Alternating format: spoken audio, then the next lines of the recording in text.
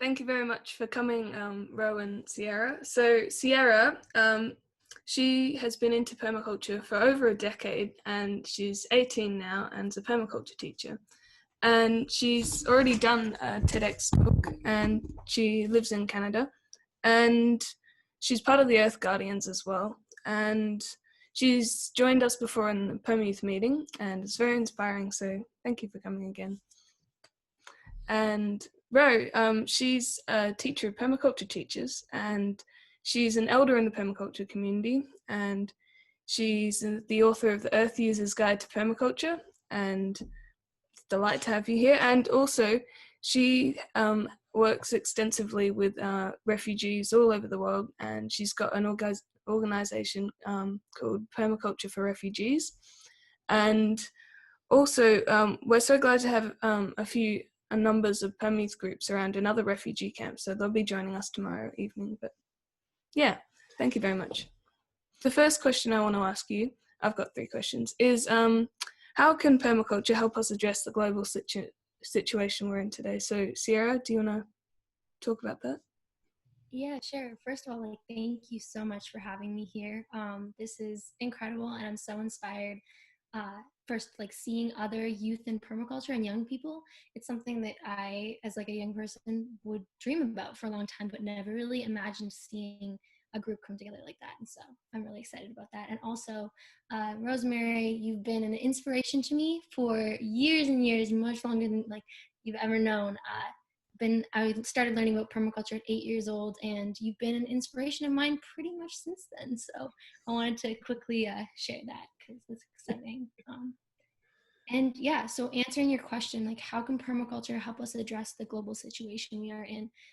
Yeah, we're in a global situation. We've got a lot of problems. We've got climate change. We've got racism. We've got still sexism. We've got lots of isms and lots of problems. And it's overwhelming, and it's impacting a lot of people's mental health. And permaculture, to me, when I was this young girl that was really just trying to figure out my way in the world, I was this young girl that was starting to learn about these different problems, and I felt really hopeless, and I felt really depressed and upset. And then I realized, when I found out about permaculture and the fact that it's this toolkit of solutions, it shares ethics and principles and guidelines for people that helps inspire hope, but also action in my community, and as well as so many other communities that I was seeing. And when I saw the examples of what permaculture could do to people, just help transform communities, transform places that were deserts that could then turn into lush gardens, or places that had been really polluted that could then become areas to sequester that pollution and turn it into mushrooms, things like that. I learned about solutions through permaculture and its ethics and principles, and was just inspired. And so I think I've learned over time that permaculture creates, supports, and promotes resilience, creativity, and personal, Hannah's said this a lot, but personal and planetary resilience. And I think that's really a key thing that permaculture helps to create. Yeah. Rosemary, would you like to? Well, I'm a bit overwhelmed, almost stuck for words. It's so lovely to see everyone here. It's very impressive. I'm a little bit breathless. So thank you for inviting me.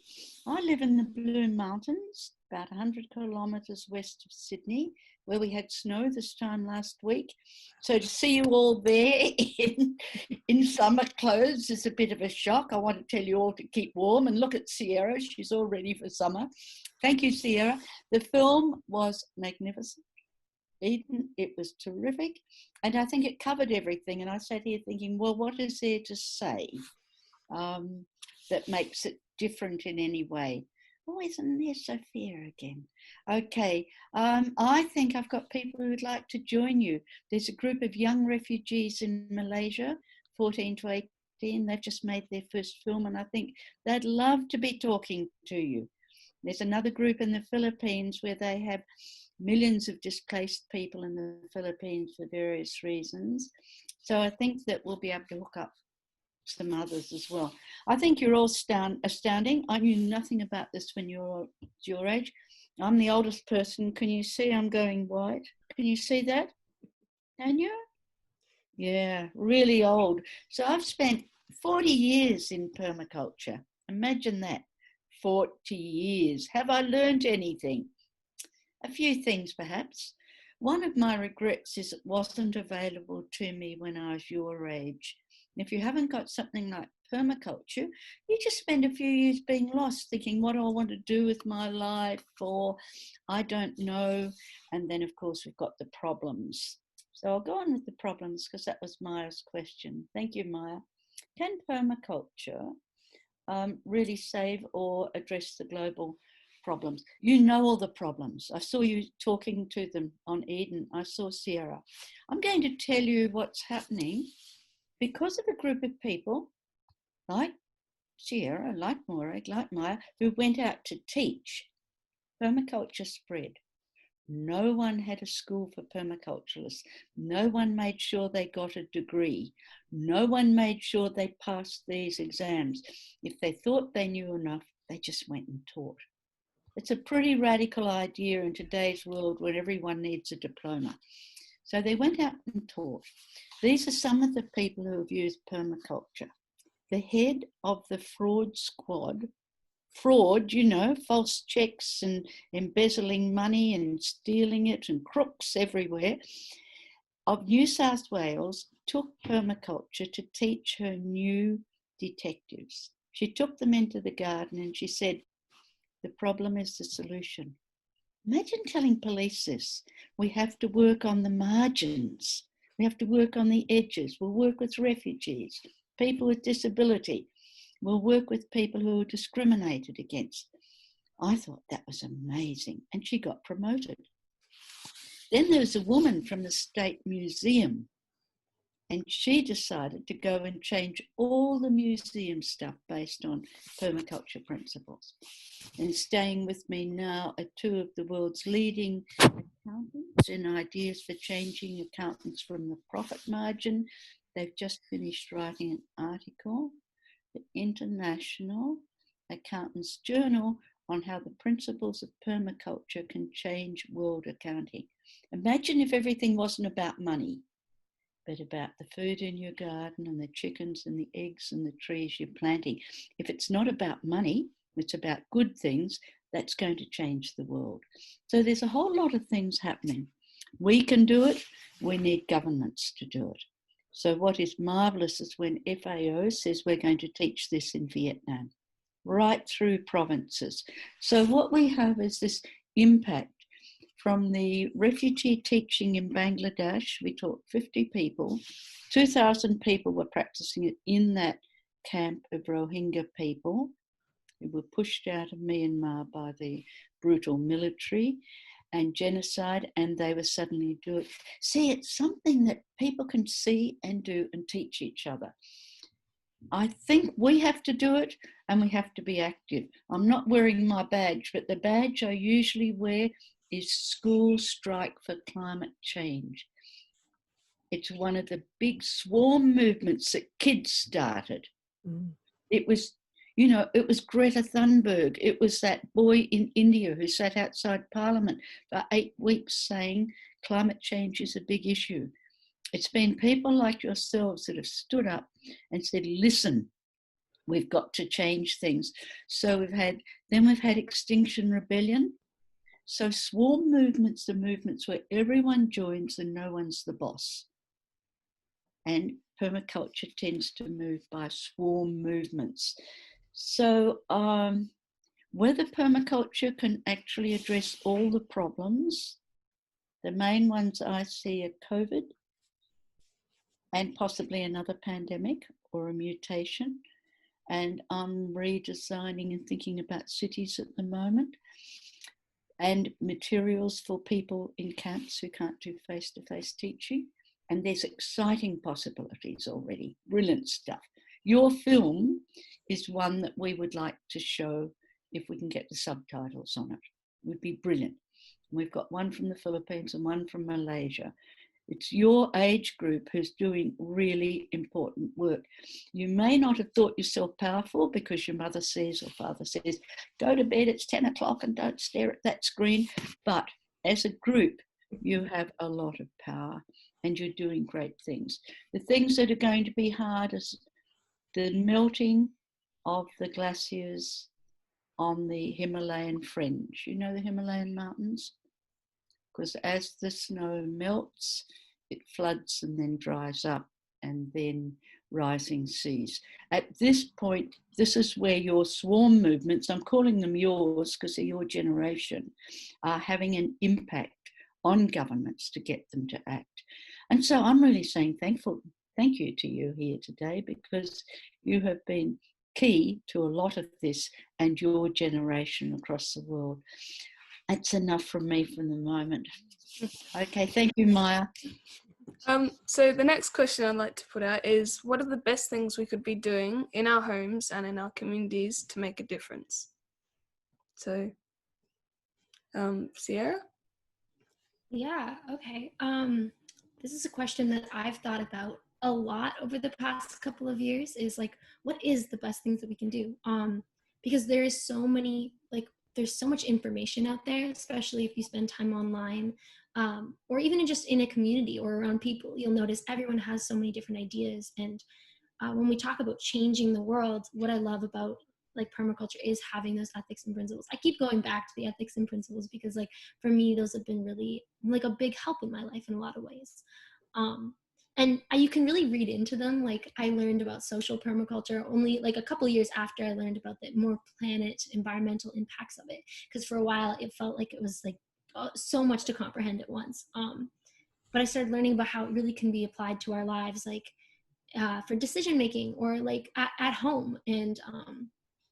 And it's just like has inspired me since. And I think like a big thing for me when I think about changing the world is challenging our ideas and beliefs, because anywhere, like thinking about our own ideas and our own beliefs, but also like learning it from our communities and educating ourselves. I think that's the biggest thing we can do to really create change, is like finding information, trying out different things, and then really connecting to ourselves. Because right now there's so many stories about, there's so many devastating, depressing things happening, and it's heartbreaking to watch.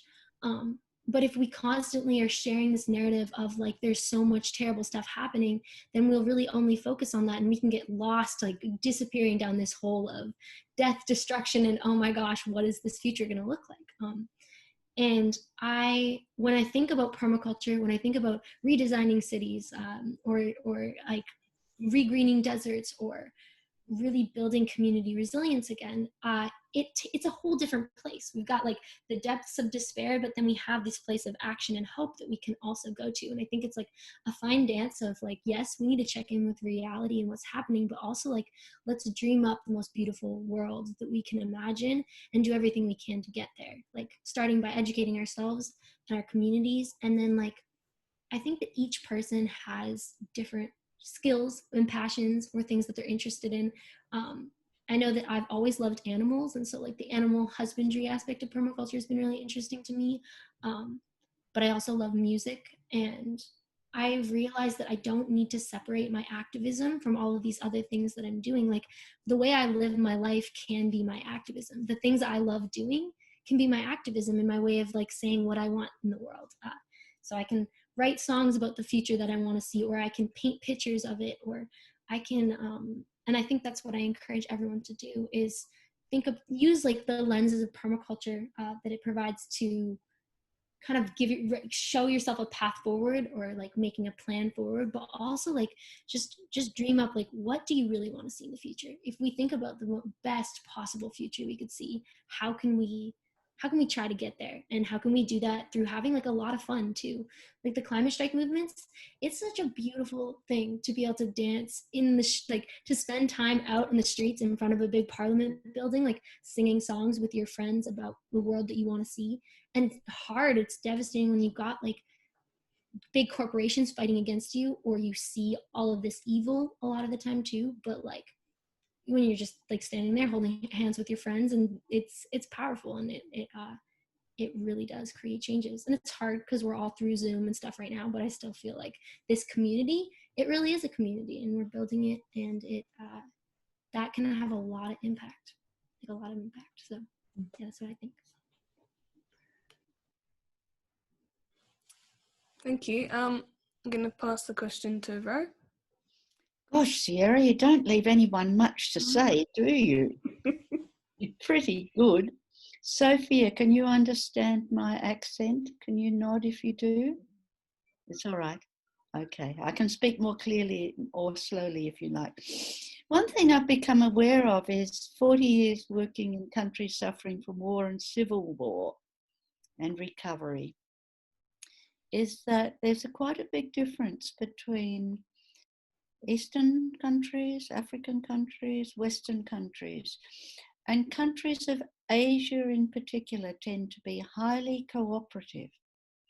So that if you did a course in perhaps the Philippines or Bangladesh, at the end of that course, they'd say, go and teach 50 more people.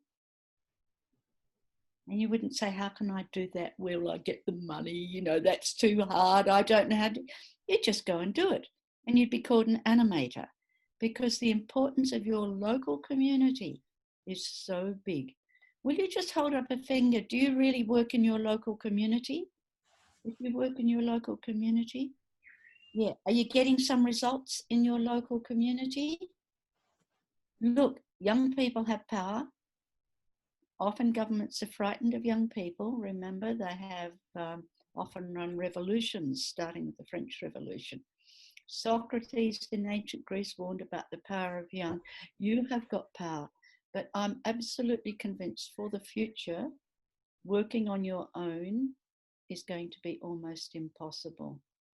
Don't know what Eden thinks about this, but we're going to need each other and we're going to need more people.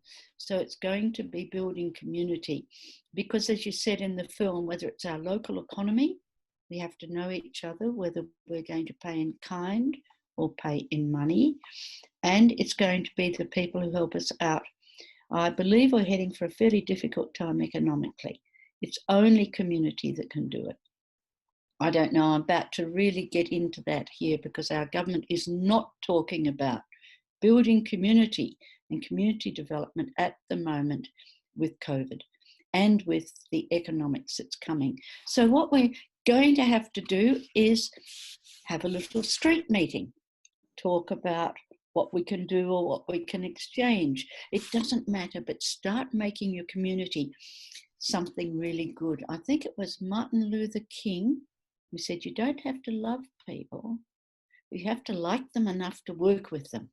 So it's no use having fights and enemies and people you don't like. You might have to just get on with them.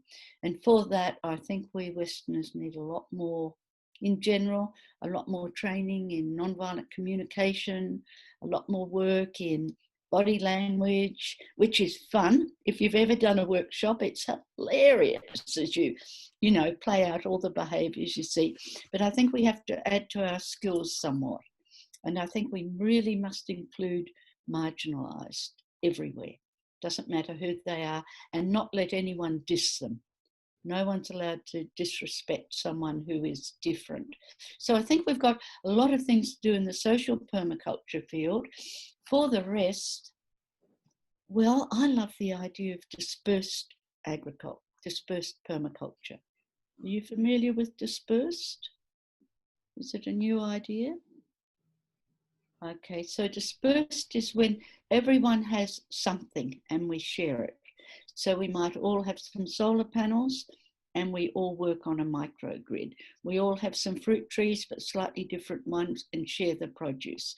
We all have some vegetables, slightly different one, and share them. It's called dispersed permaculture for working in fairly close areas. So I think some of the answers rely on us being able to work very, very well together and being able to develop a few more skills. I could see from the films that you do that already. You've got wonderful skills in being able to talk to the camera and discuss and cooperate and work with others. But my sense is when I go out to the world out there, it's a bit rough in terms of people, and that this is a field that we might be able to follow up. I mean, there's food, there's water, there's our public commons, there's our native animals, and I live on Gundungurra land, which was never, ever paid for.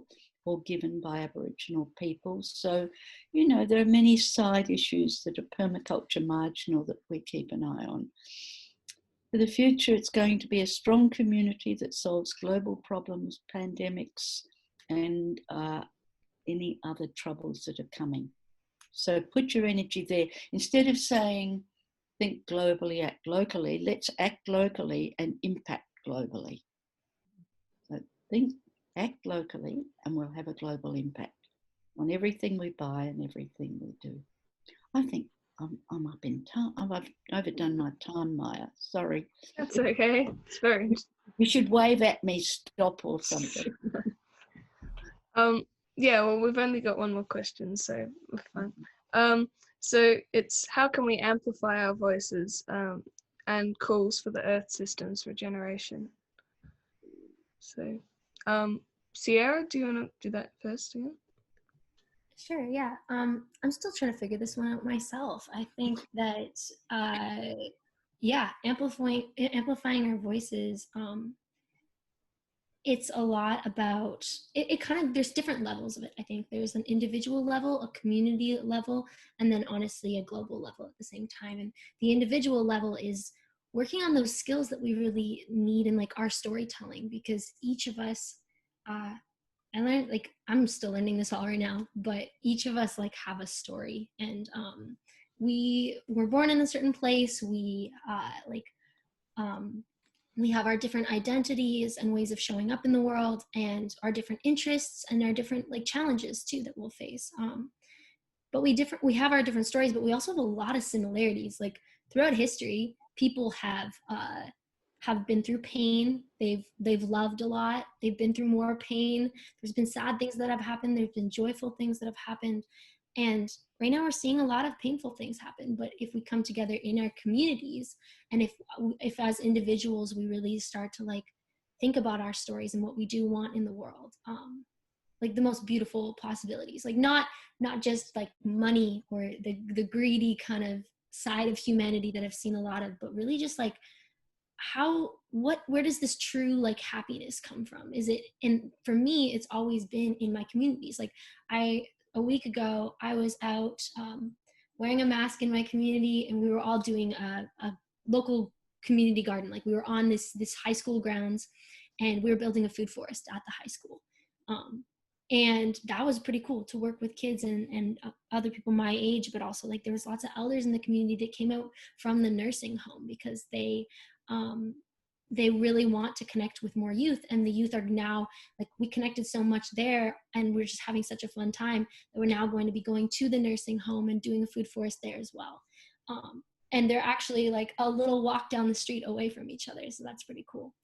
And so things like that, I think, really help to amplify our voices, because like yeah, if we can act locally, like people have been saying so far, is like we can really make an impact globally. And if we learn our story and really figure out what way our voice wants to show up in the world, like I'm a storyteller, and I think I am. I'm just figuring it out. I'm a storyteller. I like to tell my own story and other people's stories, and just like listen and observe. But I love filmmaking, and like the film was such a beautiful example of how you can create change. Like you've inspired me, you've inspired other people in this group. I'm sure like anyone else who watches it will be able to learn from it as well. And like you can educate people through film. You can make people cry. You can like evoke different emotions, and it can like really connect with an audience. Like there's people will learn through different ways. Like some people have to do it hands-on to learn. Other people have to listen to it or see it. And so I think like filmmaking and storytelling are beautiful ways to do that. And yeah, I feel like I could talk about this for a long time, but just like these movements that are starting up, of like these strong youth movements that are happening, but also like, and it's such an intergenerational thing. Like, yes, young people are doing a lot of incredible work, but it's also like this work has been happening for so long before we were even born, and taking the inspiration from these incredible people like Rosemary that have been doing this work for so long, and learning from them, because like I'm only 18, and I think a lot of you here are a lot younger than me as well. And we've got a lot to learn. We've got a lot of living to do.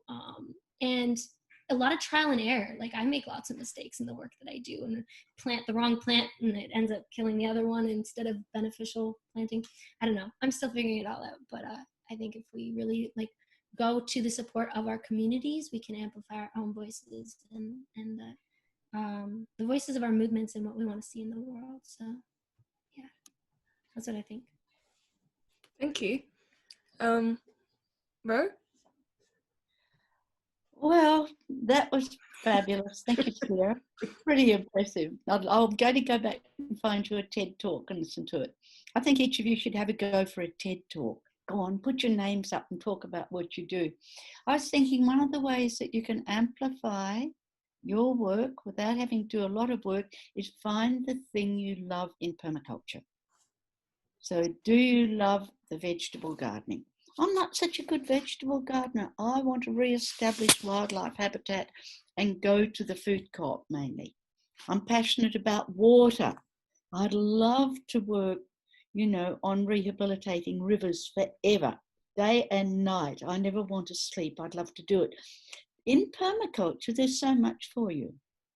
You can do the orchards, you can do the animals, you can do integrated things. You've got community gardens, you've got urban, if that's what you love. You can do ethical money if you're passionate about that. Just start thinking which bit you love best and go for it. You know, something that really changes the world is good models. The other kids around you, older and younger, they're looking at you and they're seeing something. Probably you're a bit happier than some of them because you love what you're doing or it makes sense to you. It has meaning. The other kids find that in a way you're getting attention for what you're doing because it's creative and forward looking. So just think very much. I always thought, and I haven't done it yet, I have to live a bit longer, tiny little bird outside my window, little honey eater. Anyway, what I'd love to do is plant a zone 4 forest. Never want to build a city, but think in 1,000 years you planted a forest and some of the trees are 1,000 years old and growing. Or you can work in teaching, you can work in design, you can leave your mark. Do you know any other single word that will give you so many options to find what you love doing? Okay, so I want to say the other thing that it gives you is such a love of life, an understanding. Whether you understand the weather or you start getting thrilled about the way things grow, or you find it a miracle, you can put a corn seed in the ground and eat corn in 12 weeks. If that's not a miracle, I don't know what a miracle is. So I just think it can give you something you're passionate about. It opens up a world of miracles. And if you do what you're passionate about, you'll be watched because you're going to be happy and it's got meaning and you love it and others want to know. I think that's all from me because Sierra's so good at telling the stories. There you are. Okay, Maia.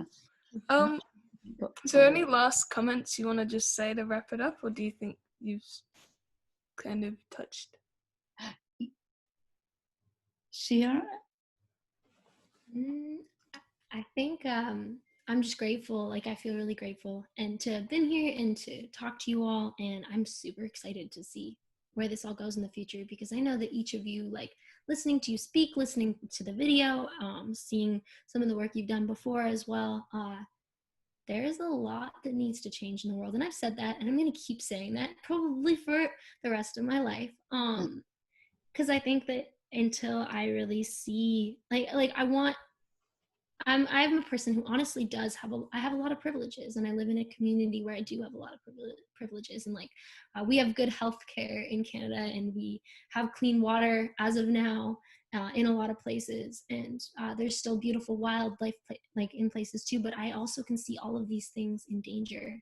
And I want to protect that. And so I'm going to use permaculture to do that. And I'm going to work on building more communities. And I think that, yeah, if anyone, I don't know, I think I could talk for a long time too, but if anybody wants to connect with me or wants to message or has any questions or needs any support, know that I am there for you all, and that I would love to be able to talk to you all again in the future.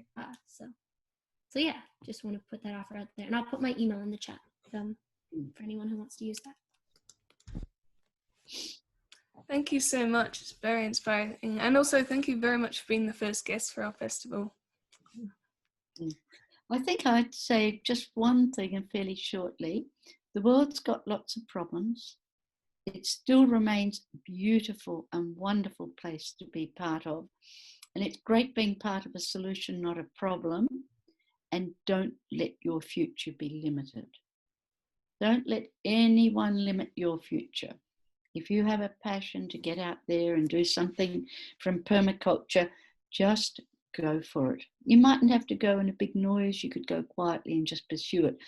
But really, just go for it, because people keep saying their future is limited. There won't be the jobs. Well, if you don't want to be a bank teller, there you are. You won't. If you want to be a bank teller, there won't be the jobs. But permaculture offers infinite possibilities to young people today. You really do have a fabulous future. Okay, thank you, Maia and Morag and Maria. Well, everyone there. I think you're wonderful. I'm happy to have my email address go up, and anyone can contact me anytime.